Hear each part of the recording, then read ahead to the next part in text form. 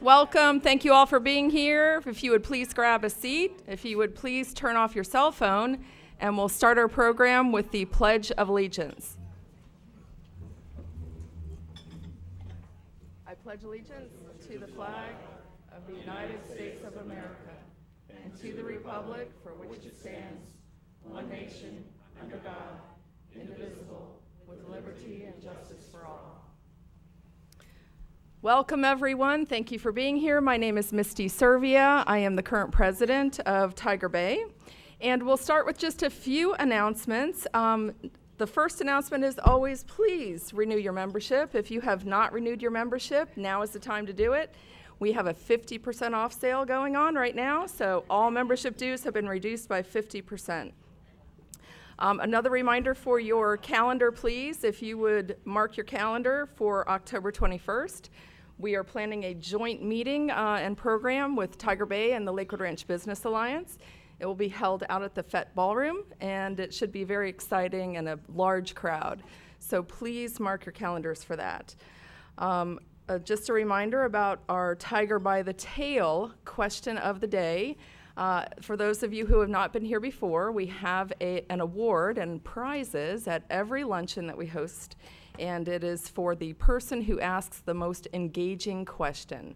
So if you are that person during the question and answer period, you are going to win this fabulous Tiger button, and you are going to win the cookies that are the most amazing cookies you've ever had, a basket of cookies made and donated by Cindy Unzicker, who has a company called Bite Me Cookies by Cindy. So try and be the person who wins those. You won't be disappointed.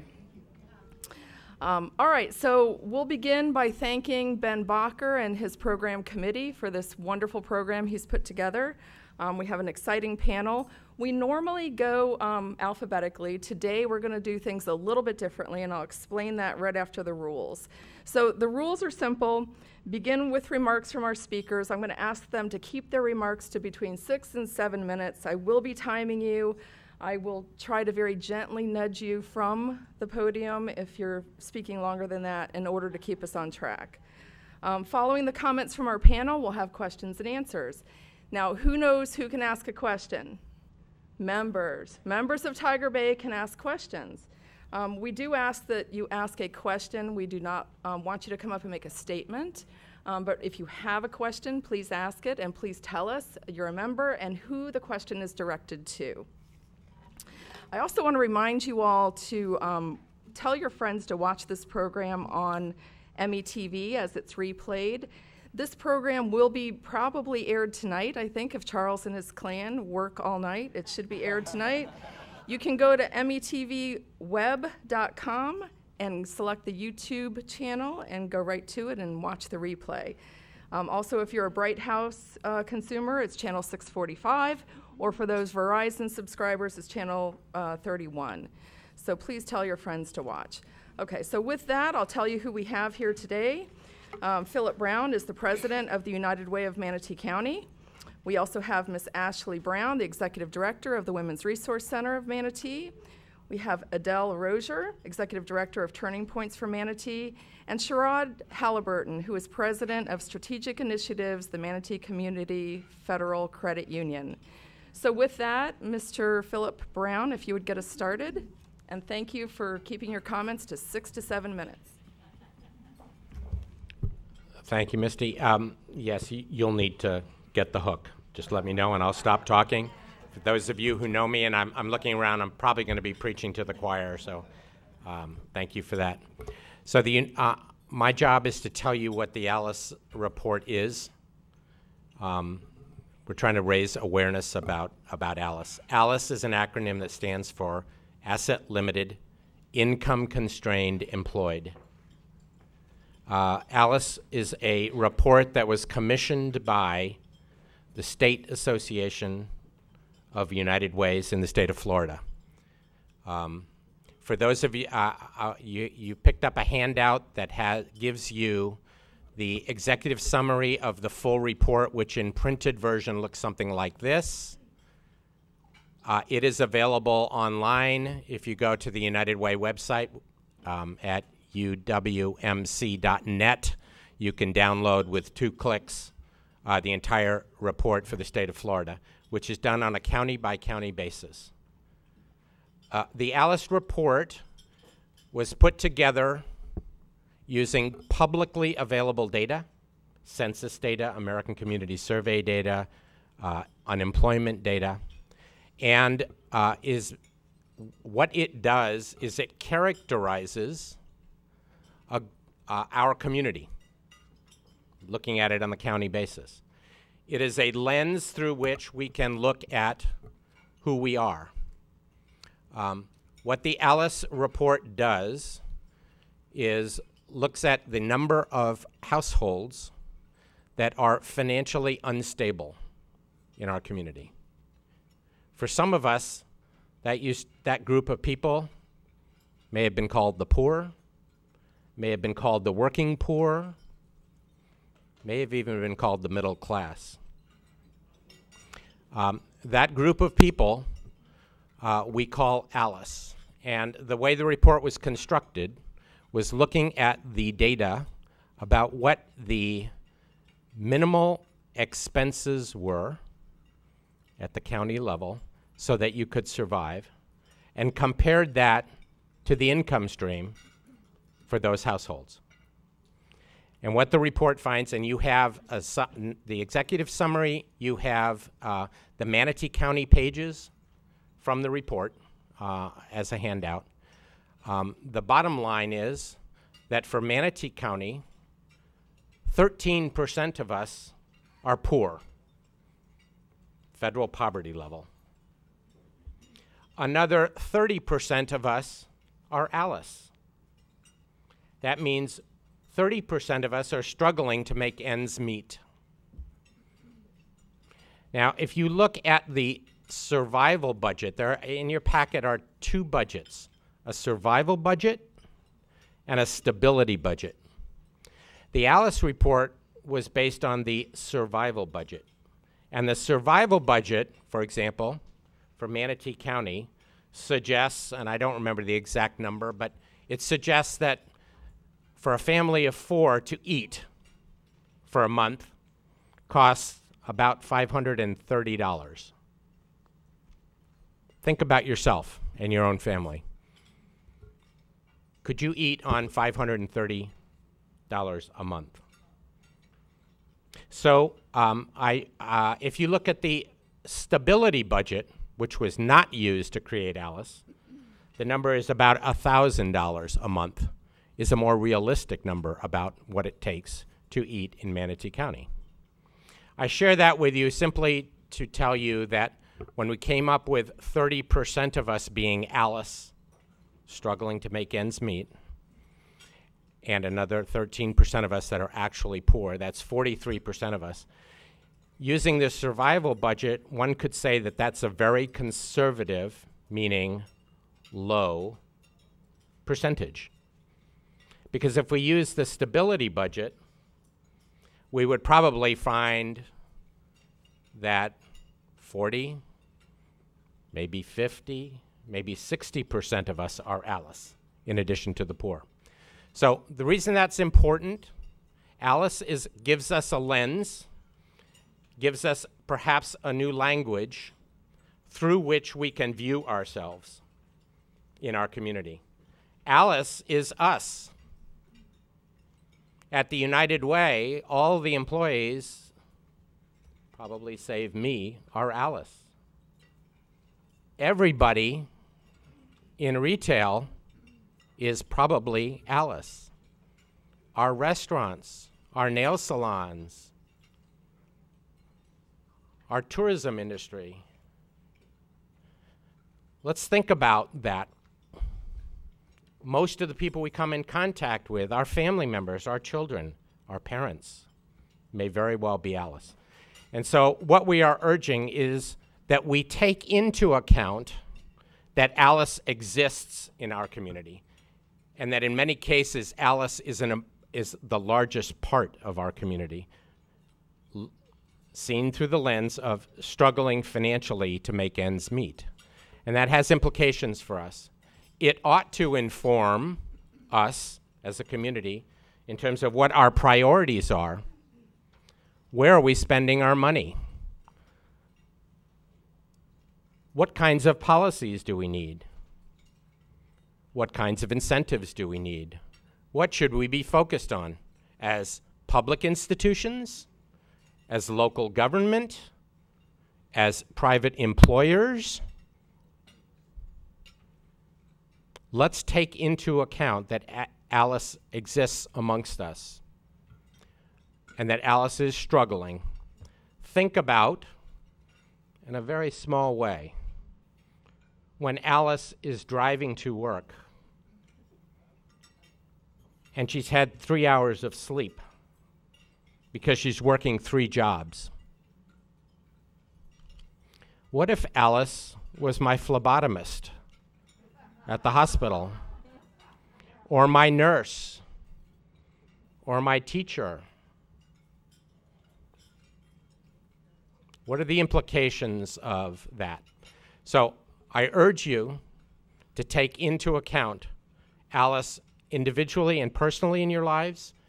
If you're an employer, or you're in government, or you're part of a congregation, please take into account Alice. My colleagues that are going to follow me have spent their entire professional lives and are parts of institutions who are totally devoted to Alice, helping people help themselves. Thank you, Misty.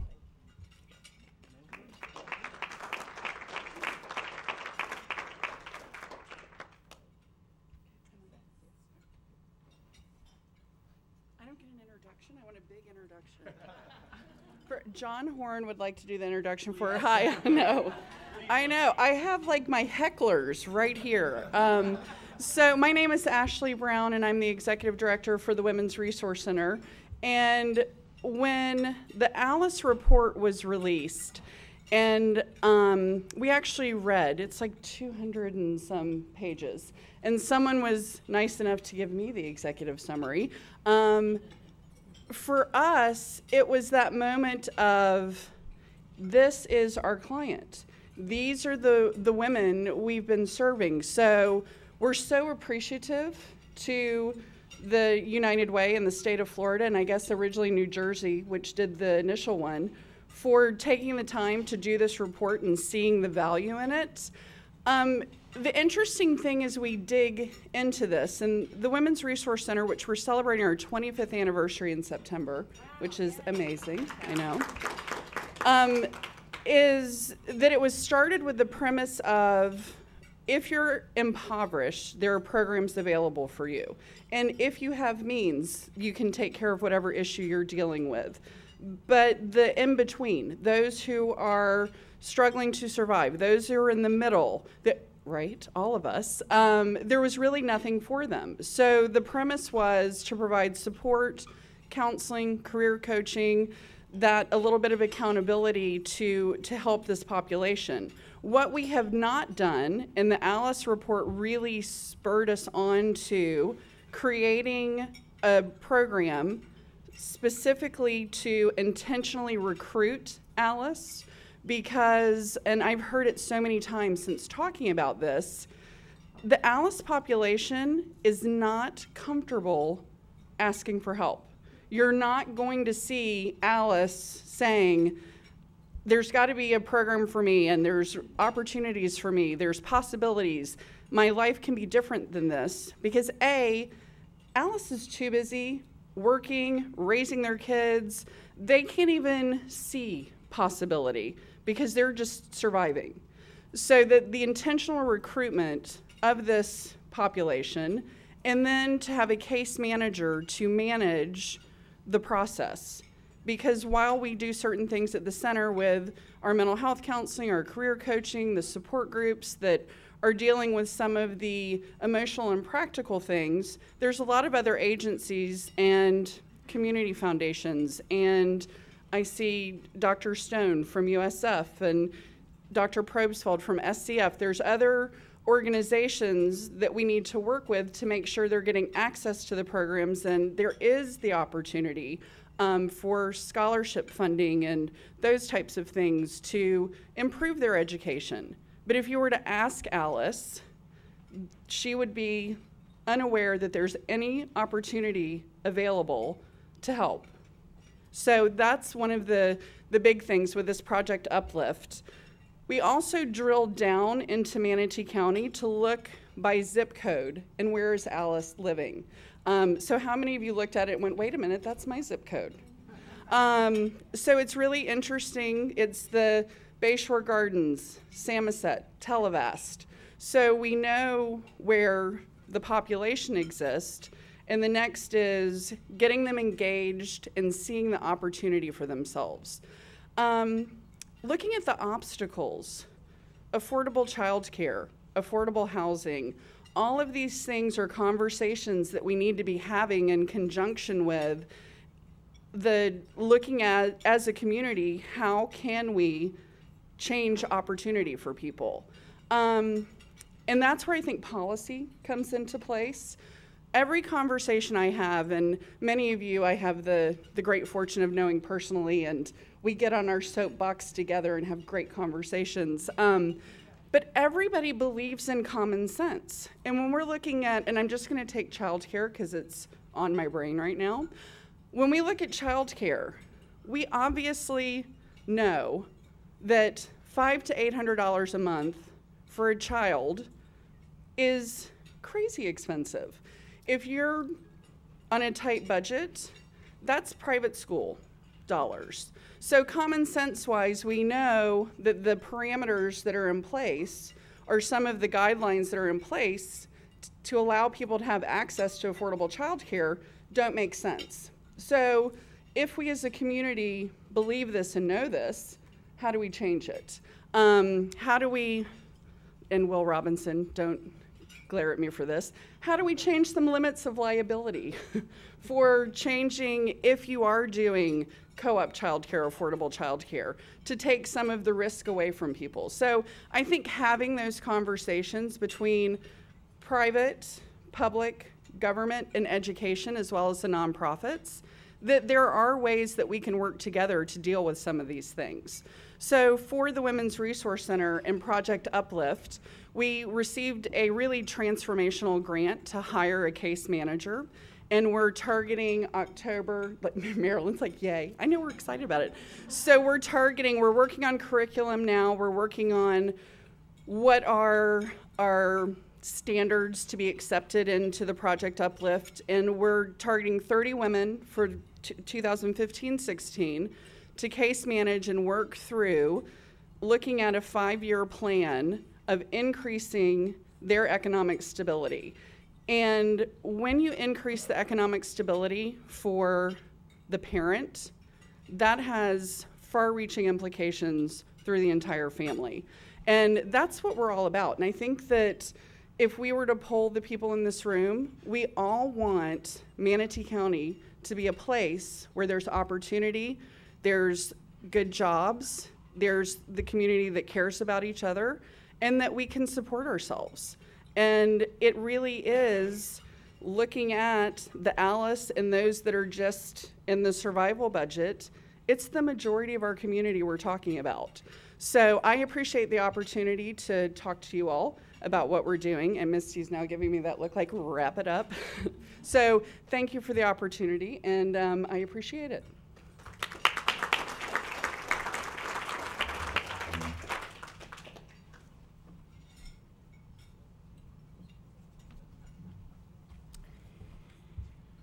When I came here 10 years ago to try and find a job, actually was 12 years ago, I actually took advantage of the resources at the Women's Resource Center. So I'm a graduate of some of those, and it was really important to me because having been outside the country for 17 years, I was submitting resume after resume, and nobody was looking at my experience because I hadn't had a job in 17 years, even though I'd done Yeoman's work as a volunteer. So I applaud the work that the Women's Resource Center does, and I hope that this is just one segment of what we call continuum of care that our community needs to look at as far as what can we do. The whole reason that we're here today is what can we do about the income gap.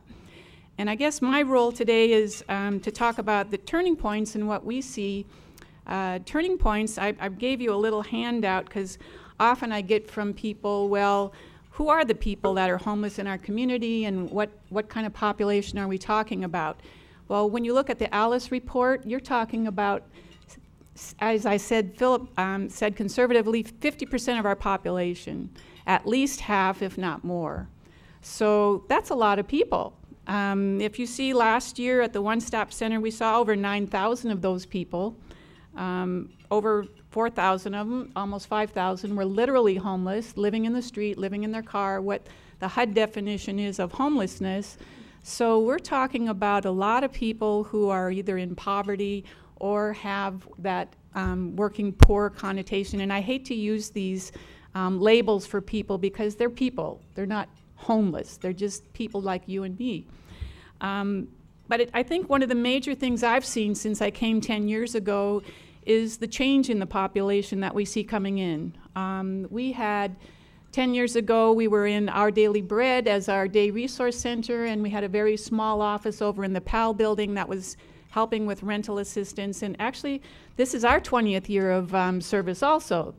So even though we've been here 20 years, I'm not sure that we've had the impact that we really want, although we were fortunate in 2005 to be able to start this process with the community of, when I first came on, looking at a 10-year plan to end homelessness. And the county was the driver for this plan because HUD was requiring all communities to come up with this plan because homelessness as a national issue was gaining more and more recognition that we need to work as a community. So the planning process was intense. That was my introduction to this job. I really didn't know anything about people who were homeless. What I did know was, looking at our statistics, was around 95% of the people that we were helping at that time were men. They were men from the street, and they would line up for services over at Our Daily Bread, and then as Open Door was operating there, we would provide services for them there. And a whole separate population we were seeing over in the PAL building were rental assistance people. But if you look at our statistics, these aren't actual, these are preliminary because we're still entering some data for the end of the year. But if you look at our statistics, you see that we have almost 49% men and 48% women, and I don't know what those other 2% are, so don't ask me.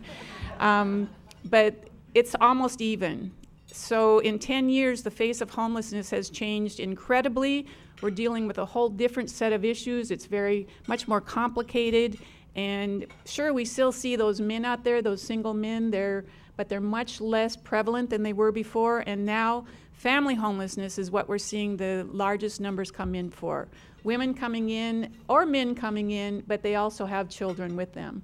And it's a whole different dynamic than it was 10 years ago, requiring different policies, as you say, and a different way to address the issue.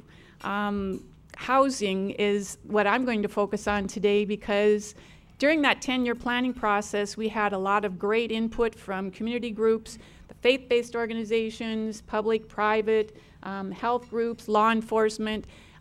We met many times, talked, came up with strategies, and had this nice plan. And how many of you heard anything about the 10-year plan in the last 5 years? Only when it came out 5 years ago to look at how far we've come. And now that it's 10 years, it's being dusted off again, and you'll probably see something about it. But the one thing that hasn't really been addressed a lot is the housing issue, because housing is hard. Housing is not easy like giving a service. Housing is not easy like getting a donation to help something. Housing is a complicated, very difficult decision. We're talking about density. We're talking about policies that are going to affect the impact you and me in our neighborhoods. And people don't like to have to address that issue. It's a tough issue.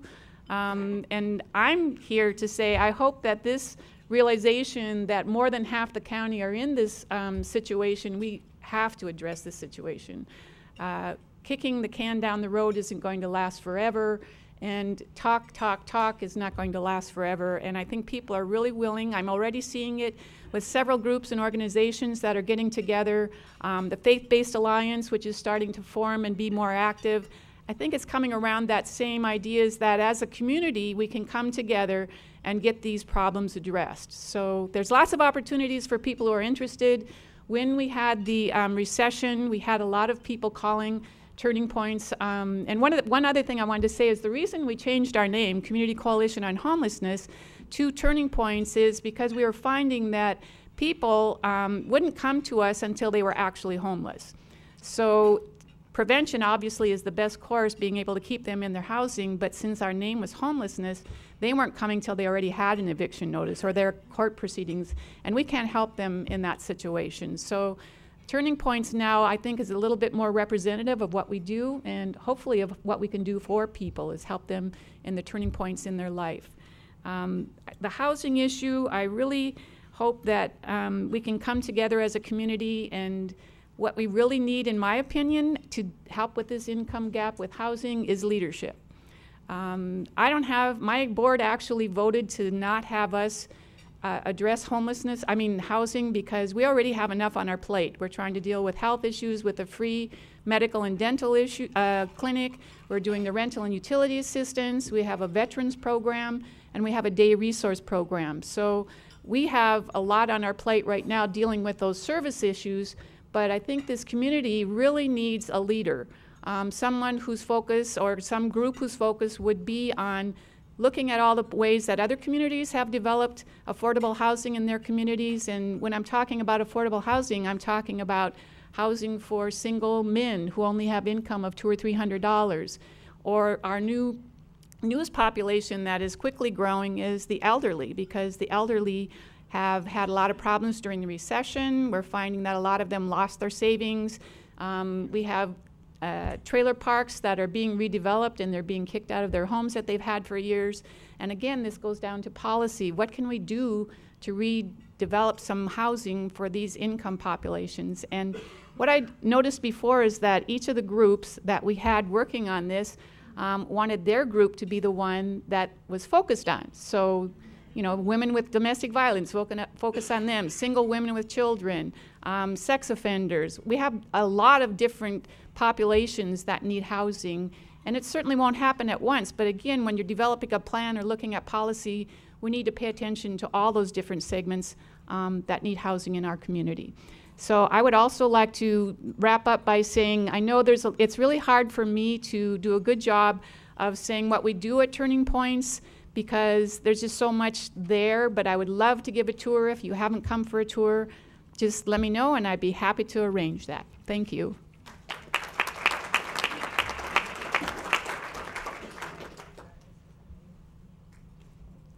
I have to bring my phone so I can stay on track. I'm kind of like Phil.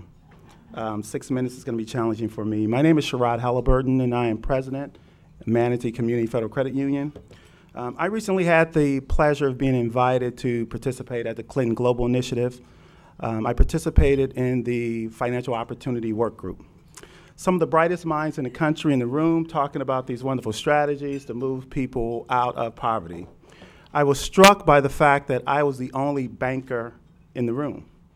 And we're talking about access to financial services.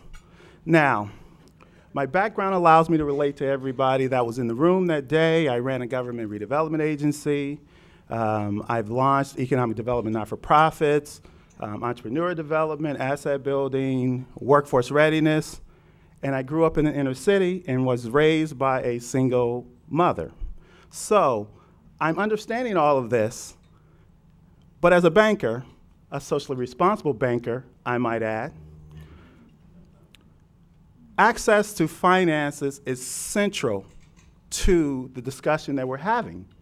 We have these wonderful organizations, and they come up with these wonderful ideas that on the surface are interesting, but they don't move the needle on long-term financial viability that allows people to feel empowered, not enabled. And that's a challenge that we have. How do we commit our resources in a manner, and the fact that we care about this population, how do we engage them in a manner that empowers them and that doesn't enable them? We don't have enough money to continue to enable. As a president of a financial institution, Alice could walk into our organization today. If she had managed, he or she, managed their resources properly, they walk in with a decent credit score, they immediately have access. Let me tell you what that access provides for them. Well, let me tell you what that lack of access destines them to today. In our community, there are 17 buy here, pay here auto lenders. Average down payment is 25% when someone's trying to buy a car. Biweekly payments, interest rate 30%, 30%. They don't report to the credit bureau unless the person defaults. Do you know when a person defaults? When their payment is 1 day late. This is where these individuals are pushed to go if they have not maintained a decent credit score. 21 payday lenders in our community. A payday loan, everyone gets it, everyone can have it. You gotta have a job, gotta have a checking account. These are not people who are not working and contributing to our society. These are individuals who the rent comes due on the 1st and they don't get paid to the 5th. They go to the payday lender, 300% interest. They don't have a checking account because they mismanaged their checking account previously, 10% to cash their check. None of these situations are reported to the credit bureau, which would allow them to build their financial capacity unless they default. 19 pawn shops in our community. Interest rate, 25% per month. They will only loan you 10 to 15% on your item. And they keep your goods if you default. They don't report, there's no need to, they keep your goods. Rent-to-own furniture. Everyone's pre-approved. Wonderful commercials, they're smiling. Doesn't matter what your credit looks like, come on down. Alice needs furniture just like the rest of us.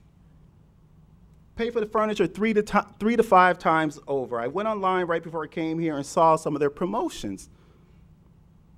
Sofa and love seat, starting at $21.99 a week. That's $1,143 in a year for a sofa and love seat that you do not own more than likely at the end of the term.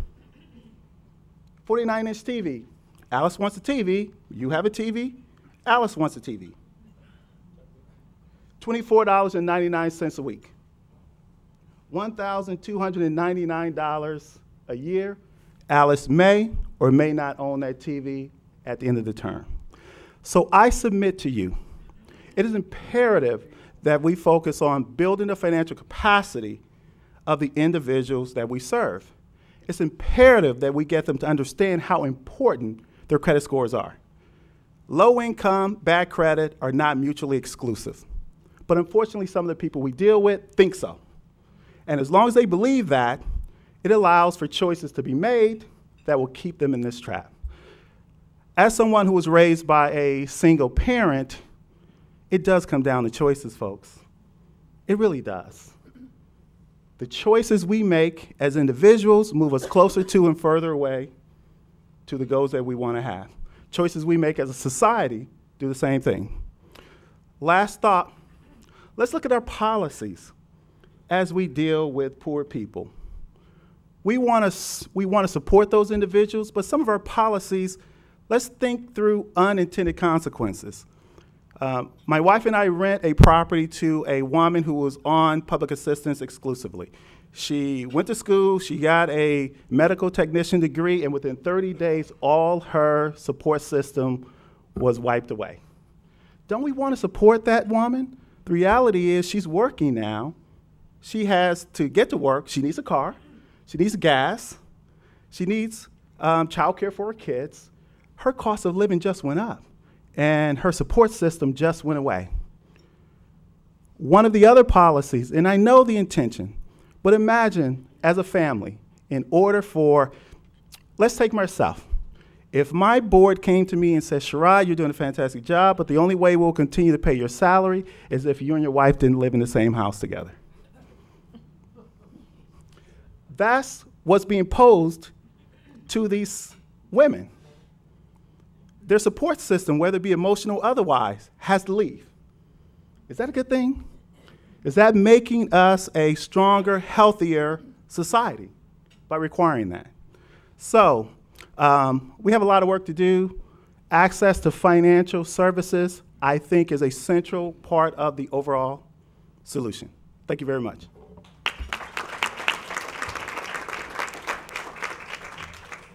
Thank you, panelists. Great job to all of you. And now we are at that time in the program for questions and answers. So I would ask if you have a question, if you would please line up behind the microphone. Tell us what your question is. Tell us if you're a member of Tiger Bay. Remember, you have to be a member. And who is going first? No questions? Really? Wow, good job, guys. Valerie has a question. Hello. Oh, really? For short people. Get it. Thanks, guys. Hi, I'm Valerie Bliss. I am a Tiger Bay member. And mine's a real simple question. Is there any documentation of any other community similar to ours that have addressed this, so that maybe there's some best practices that we can kind of look at and get a little more educated on? Because I feel like I'm hearing 211 a little bit, then I'm hearing children's services wanting all the collaboration when we're doing county grants, and United Way with all the agencies trying to come together, and people, who do the best at after-school care or housing or whatever. We should all be doing this together. It's like, it's that whole good to great system. So just kind of wondering if there's maybe examples out there. And it's your question for all four It's panelists? yeah, I mean, probably Okay. the closest one to it would be Phil, I would assume, because of the United Way initiative in New Jersey. But if somebody else has that answer. Thanks.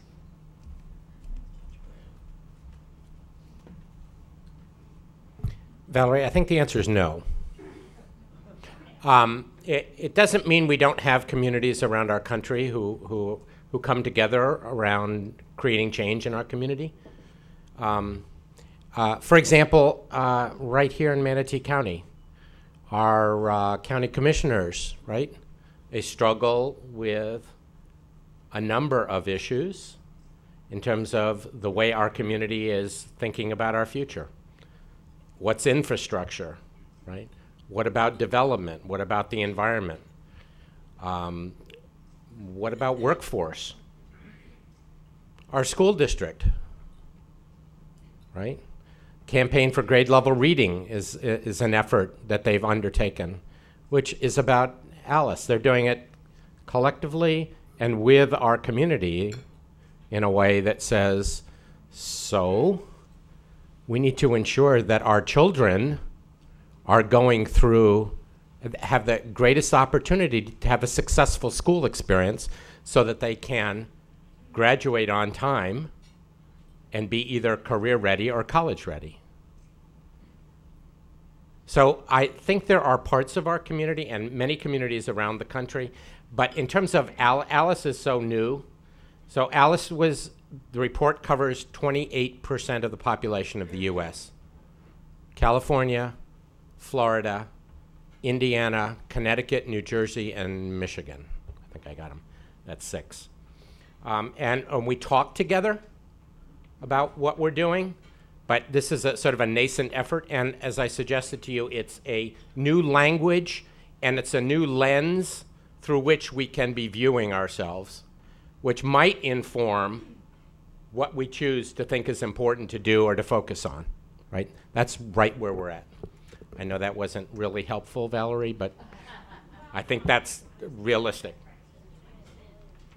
I just want to say, Charles will yell at me if I don't use a microphone. When we started looking at developing Project Uplift, we looked around the country to see if there was curriculum based around, and we have not been able to find any. So I think to this point, we have an opportunity as a community to do something that can be replicated and duplicated. So I don't know if anybody else has that, but we haven't been able to find it. And if you do, call me. All right, anyone else want to respond, or moving on to the next question, please? My name is David Clement. I'm a member of a sister Tiger Bay in St. Pete, the Suncoast Tiger Bay. My question has to do with the faith-based community. I only heard that term one time mentioned by one of the speakers. And I see in this room many of my friends who call ourselves Christians and who believe in the admonition by our Lord to watch out for the least of these. What is our faith-based community doing in regard to this population? Probably not much. What can and should we be doing? Should we be pointing fingers at ourselves? Either or all of you, if you have a comment. Thank you. I'd like to just speak to a relatively new initiative that started here in Bradenton. It's the Faith-Based Alliance, and it's really proven to be a place where individuals of faith, whether they represent a established church organization or they're just believers, come together and kind of talk about and attempt to create framework to deal with the issues. At the end of the day, folks, it takes a village. And you know, having worked in a number of different capacities, unfortunately, too many times we work in these silos. And we're well-intended people, but we have very limited resources. And we have very limited expertise in some of the areas that we're looking to tackle. You know, we have community-based organizations looking at doing financial literacy when the people who are delivering the literacy are living in very challenging financial situations. So I think having the faith-based community involved and at the table and providing whatever resources and support system they can provide is very important, but it is not the isolation of any one segment of our society that's going to move the needle. It's us putting our egos aside, working in concert, understanding truly what we do and what we do well, focusing on that, and lining ourselves up with the other organizations that have the resources and the skills to do the other pieces of the equation. I know that because I ran a redevelopment agency that tried to help entrepreneurs, and we were in the entrepreneur development business. I thought I knew about entrepreneurs until I started running a financial institution. I could not understand why the financial institutions would not loan money to the people that we put through our program until I started working at the financial institution, and I realized that my job was predicated on loaning money to people who could pay that money back. Imagine that. So, you know, we all play a role in this, and it's really, David, about us coming together and understanding what we do, what our access points are, and how we can come together to achieve these problems.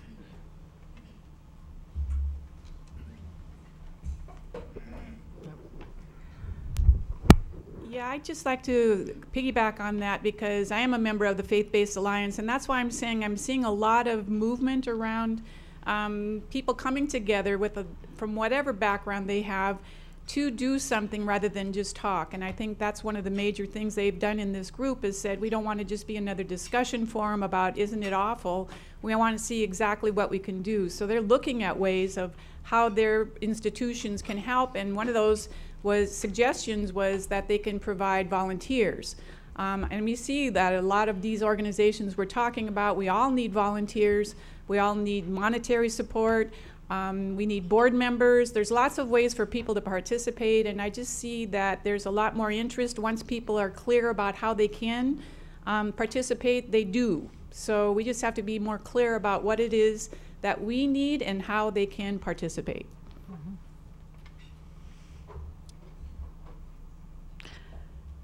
Thank you. Pat Benson, a member. I apologize. I was at Rabonia this morning reading to the kids.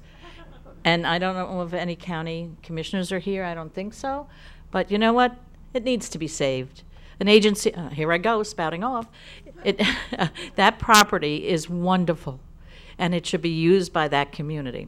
But I was getting my hair done the other day, and my beautician said to me, some company came in and bought up all the apartments around IMG, where she lives. And she said, they're raising my rent $200 a month. And I said, let me see what I can do about it.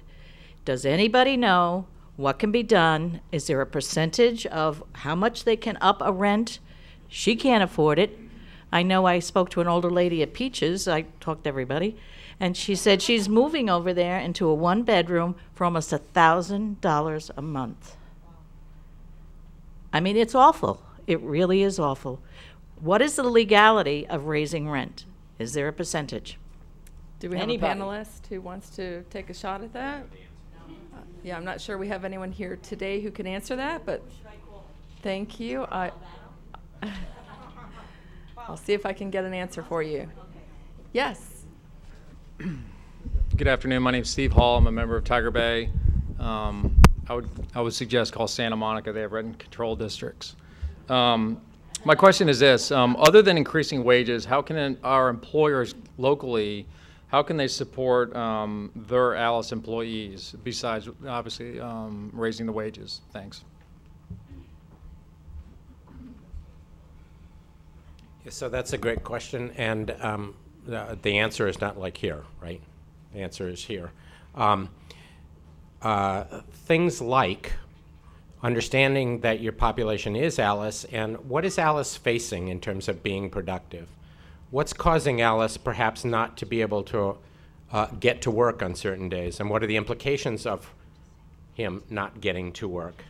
How do you deal with that? What about childcare, right? Could employers come together, for example, and have on-site quality early learning caregiving opportunities, right? What about transportation?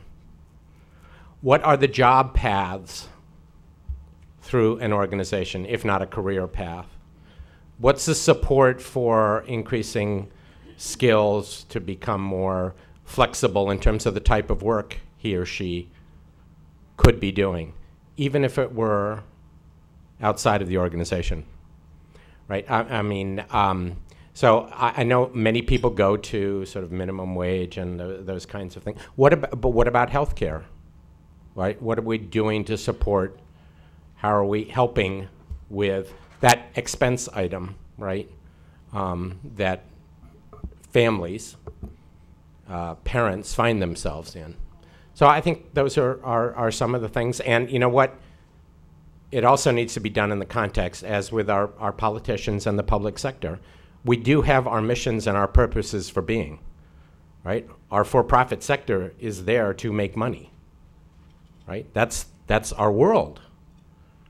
So, but how do they do that in a way that can also contribute to a workforce, to a community that is going to have customers here down the road, that's going to have a workforce here down the road in 20 years, that we are a vibrant, healthy community. So we have a lot of talent and committed individuals, and if we can, as Sherod was suggesting, the issue is the connective tissue, to use a colleague's. It's about the relationships and the alignment of the resources and assets that we have in our community, that if we can align them and find the overlap, we can probably put to use without any sort of new money, right? Without any new resource, if we can get out of our own way or not only be thinking about ourselves or our own institution or our own silo. And that applies to our faith-based community, right? They are huge institutions in our community and are doing wonderful work, as are others, right? Question is, how can we come together around and not lose our identity or our purpose? Thank you.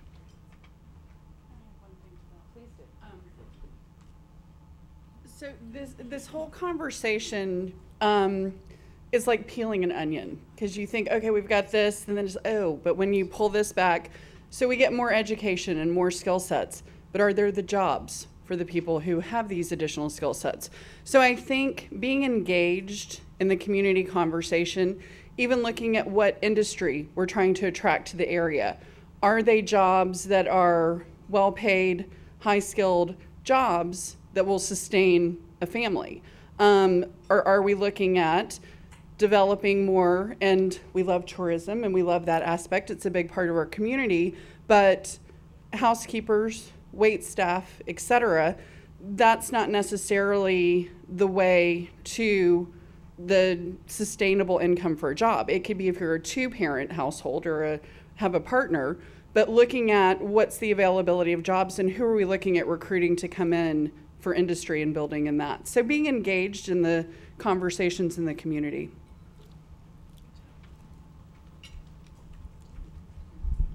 Valerie, question number 2. I knew, see? I didn't get teased this time. Well, you kind of addressed it, Phil, but about this connective tissue. And so, you know, I commend Ashley under her leadership. I've known her for 15 years. I'm not surprised that they have already have a program in place and received this money to start targeting these ALICE folks and working with them and moving them next level. But even so, you're identifying your client, your issues. Sherod's been trying to do his thing by educating the parents on financial, stability and whatnot. But somebody needs to be the Pied Piper, because otherwise we're going to be having this conversation over and over again unless somebody stands up and says, I'm going to take this, maybe it's an individual or it's an agency, and says this is going to be our focus, because otherwise I'm not sure how you pull all this together and just not keep talking about it. And so do you have a question? My question is there a Pied Piper? Or because the connective tissue, or is that the next step in identifying somebody who's going to take this and really move it forward and address and gather all these people that can actually address those areas that create an ALICE? Pied Piper? Is that you, Sherod? No. That's a very interesting question.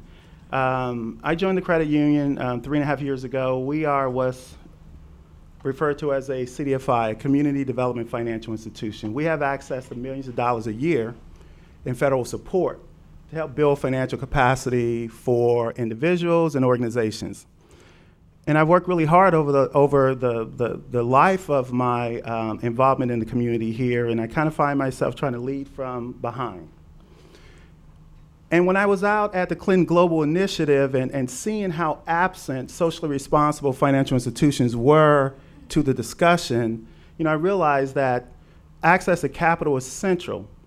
It's not the only issue. It doesn't happen if the individuals don't have a support system, which each of the organizations here provide a support system. But I'm willing to say we have an institution that's very unique and apart, that has access to resources locally and has access to federal resources. We applied for a contract recently to develop a model for providing low-income people access to financial services, an $800,000 contract from the federal government. We'll know in August whether we got it. We applied for $1.7 million from the federal government to provide us with loan loss reserves. So if we loan these individuals money and for some reason they don't pay us back, we have that covered.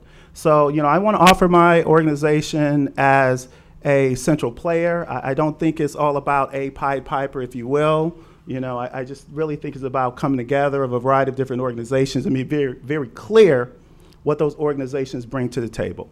And I think for the population that you're talking about, if you can't get them access to checking accounts, you can't get them access to, low interest loans so that when their rent comes due, they don't have to end up on the curb, they have access to some resources. So I offer up my institution to be central to a broader solution. We can't do it alone. There is no Pied Piper, if you will, but you have to have a socially responsible lending institution central to the problem. And for those of you who've had checking accounts your entire life, this may not resonate. But imagine if you didn't have a checking account. Imagine if you were trying to figure out where that direct deposit was going to go. Imagine if every time you got paid, someone took 10% of your money. It's not how much money you have, it's how much money you have access to. So we want to be central to that solution. Thank you. And now we have a line at the microphone. Jackie. Hi, Jackie Dzelski, and I am a member of Tiger Bay. It would probably be easy for us to leave here today thinking either this is so overwhelming that I can't really find my piece to swallow, either personally or professionally. But one thing that I think that the ALICE report does is it empowers us with having a common set of data to at least start that discussion within our own organizations. So for those of us that maybe wouldn't be subject matter experts after just today's luncheon and want to take this back either to personal organizations or employers, who do we call to get a similar type of discussion started, to offer the set of data and to be that subject matter expert, at least on the ALICE data, so that we can work from a common point of view? Okay, so we didn't set this up, but there is a group of what I term powerful women that is have begun to come together. They have called them, they are essentially an affinity group for the United Way. and they call themselves Women United for Alice. Some of them are sitting in the room at the moment, and some of the future members of that group are sitting in the room. I know that. So please reach out to the United Way. We can connect you with that group. One of the things that that group is doing is to be advocates and awareness raisers and go out throughout our community to begin to talk about Alice as a starting point. Their aspirations are to end up in DC in terms of the work they're doing on behalf of Alice.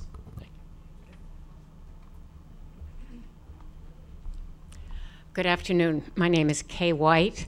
I am a member, and I would like to congratulate the panel. I think this is a very broad, thought-provoking, and challenging discussion, and I thank all of you for participating. With that in mind, we've talked about education issues, healthcare issues, education issues, but the basis, everybody needs a solid foundation. They need a place to live. They need housing. And I would like to ask Adell if there is you referred to the 10-year plan and 5 years coming up, is there a community program now in place to address housing, number one? And two, a suggestion that I've observed from serving on the Realize Bradenton board, and that's bringing in bright young university and college students who really don't know what they can't do. They're all hopeful. Everything is possible. And I think thinking out of the box and bringing some of these young people into these discussions would be invaluable and enlightening. And now, Adell.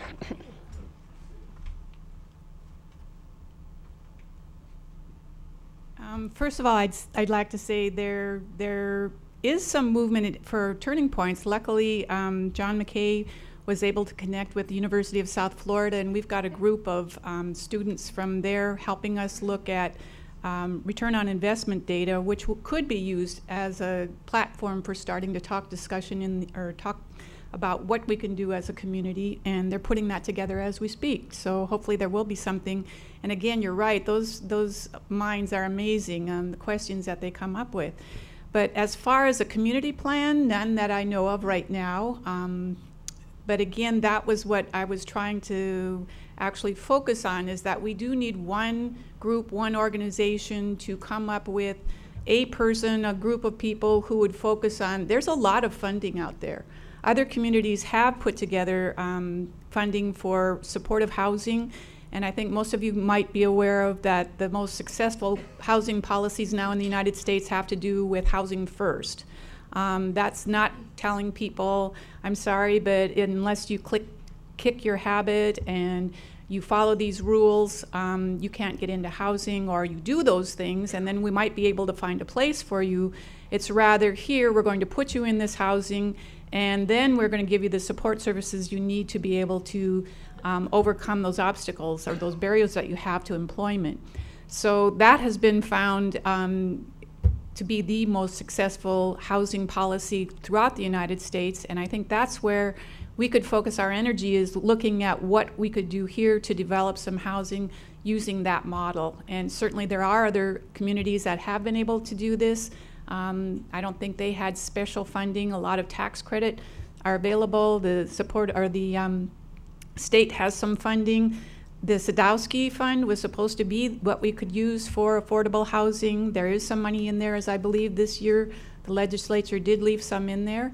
So there are some places, but again, you need that one person who's going to use this as their focus and their passion for our community, because the rest of us just are happy to complement what they do, but we just don't have the ability to do that ourselves.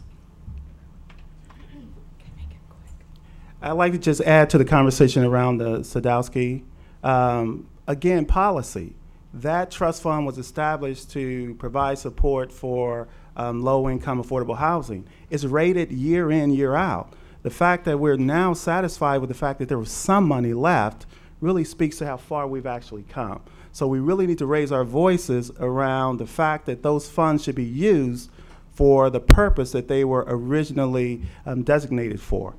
Significant amount of funds are coming out of that Sadowski Trust Fund and going to other sources to support state government. Vicki? Hi, my name is Vicki Followell, and I'm a member. Phil kind of answered the question as to where can we go to get more with the Women United group that's there. But I would really like to challenge that there are a lot of groups doing a lot of things, but it is not cohesive and brought together. If some agency could actually take the leadership in trying to gather that information, I think that you would be very successful in recruiting not the organization to this leadership team that you're looking to build, but actually start recruiting the individual talent that it's going to take to do that. We are human beings. We do put our egos in the way. You know, when you talk about housing, I'm going to answer from the habitat perspective.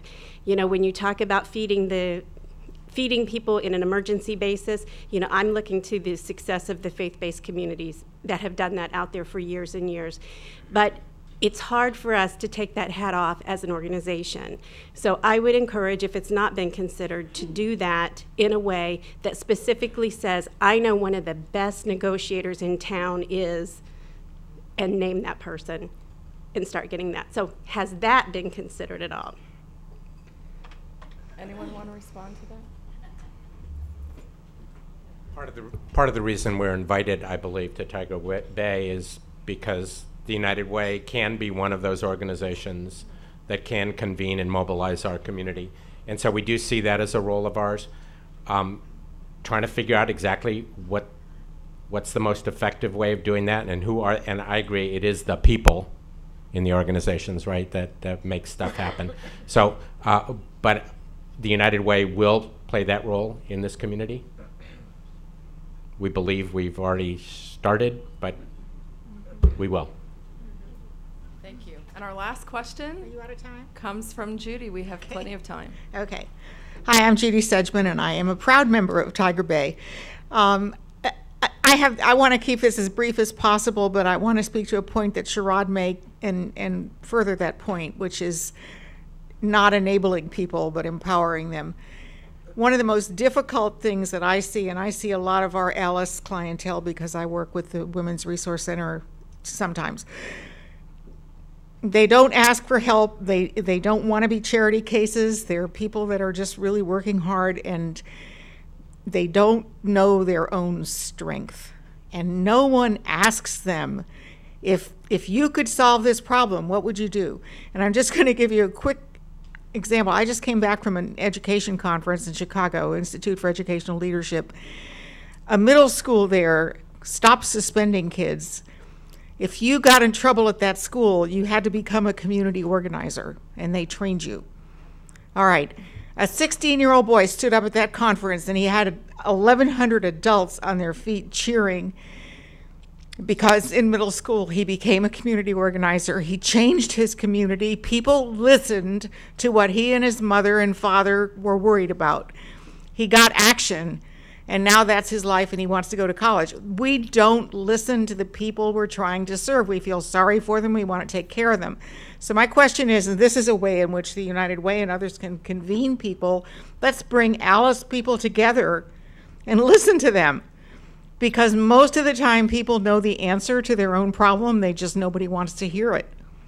Anyway, I don't know what you all think about that, but I feel very strongly about empowerment. Do we have any comments from the panelists? Yes. Okay. Yes. Yes. Yes, they agree. And I would say, Judy, to your Charles. I'm pretty loud-mouthed.